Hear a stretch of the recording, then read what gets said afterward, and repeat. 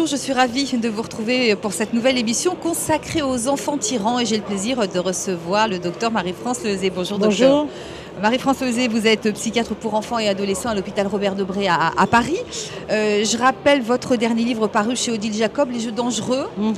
Les enfants tyrans, les enfants qui n'en font qu'à leur tête, qui ne supportent pas qu'on leur dise non, qui ne veulent pas se coucher, qui piquent des colères, qui refusent toute autorité. C'est une réalité. C'est malheureusement une réalité et parfois chez des enfants très très jeunes. Parfois ce sont des enfants de 2, 3, 4 ans qui finalement régissent la vie familiale, qui imposent l'achat de telle marque de petits Suisses, qui imposent le programme télévisé, qui imposent les heures de coucher, de lever, les heures de repas. Et en effet, il y a comme ça des familles qui sont régies par des petits bonhommes hauts comme 3 pommes et des familles où les parents finalement se sentent dépassés. Docteur Lezé, il y a une époque, on parlait beaucoup de l'enfant roi. Hein, c'est tout juste si on ne disait pas, il faut laisser aux enfants finalement tout faire.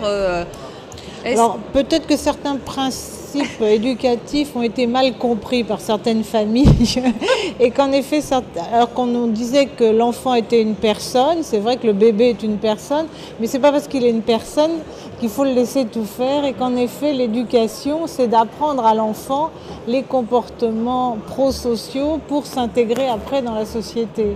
Comment on explique ces enfants tyrans? C'est effectivement, il n'y a plus de repères.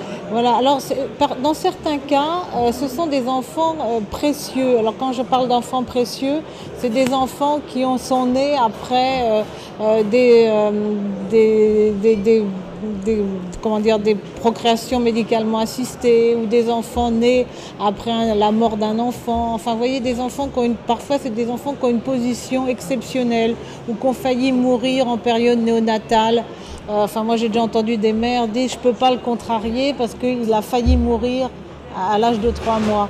Donc c'est parfois comme ça des enfants qui ont une position exceptionnelle et où les parents n'arrivent pas finalement à les contrarier parce que ça les culpabilise. Il y a aussi des enfants comme ça qui deviennent tyrans parce que les parents sont des parents par exemple qui travaillent beaucoup, qui sont souvent absents du domicile familial et qui finalement pour se faire pardonner leur absence amènent beaucoup de cadeaux et essayent de réparer leur absence là aussi en leur laissant tout faire. Docteur Lezé, quand est-ce que cette opposition, systématique, elle devient pathologique et est-ce que ça cache effectivement des troubles?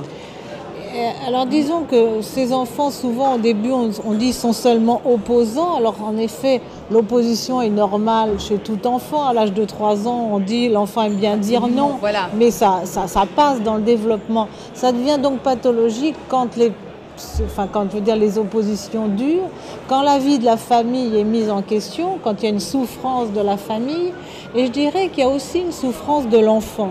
Moi j'ai déjà entendu des enfants, alors pas à 3-4 ans, mais des enfants comme ça tyrans, plus âgés, me dire je maltraite mes parents parce qu'ils me passent tout. D'accord. En fait, donc les enfants demandent qu'on leur donne un cadre, les enfants demandent qu'on les rassure avec des règles de vie.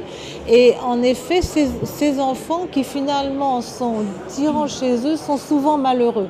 Ce que je n'ai pas dit aussi, c'est que parfois ces enfants tyrans sont à la maison, sont des enfants plutôt maltraités à l'école. Et finalement, avec une espèce de dichotomie où ils font un peu la loi à la maison et ils sont plutôt maltraités à l'école. Docteur Lezé, quels sont les signes cliniques qui doivent alerter vos confrères généralistes lorsqu'ils... Disons, je crois que c'est la parole des parents qui compte, ou même peut-être d'observer l'enfant pendant la consultation avec ses parents. Je pense que moi, ça m'est arrivé, le médecin peut voir que l'enfant donne des coups de pied à son père ou à sa mère pendant la consultation, ou les parents racontent qu'en effet, il ne veut pas se coucher, qu'il veut pas manger, etc.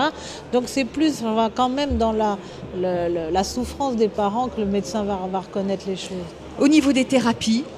Alors, disons que la thérapie, en effet, c'est vraiment une prise en charge familiale. C'est par le biais d'entretiens familiaux, de redonner leur place aux parents.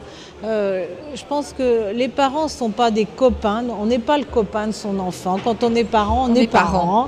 Et qu'il faut que la maman, le papa reprennent une place de parent et que ça, finalement, c'est des prises en charge psychologiques qui peuvent être pas très difficiles. Ça devient très difficile quand ça s'est enquisté depuis des années. Juste une dernière question, docteur Lezé, ça peut avoir des conséquences graves pour l'enfant?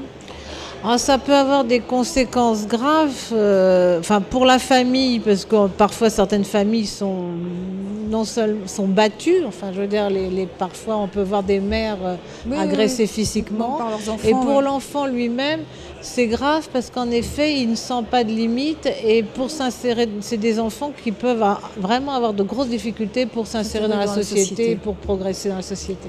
Merci, docteur Lezé, d'être venu justement nous éclairer sur ce thème. Merci beaucoup. Et bien voilà, c'est la fin de cette émission. Je vous remercie de votre attention et de votre fidélité. À très bientôt.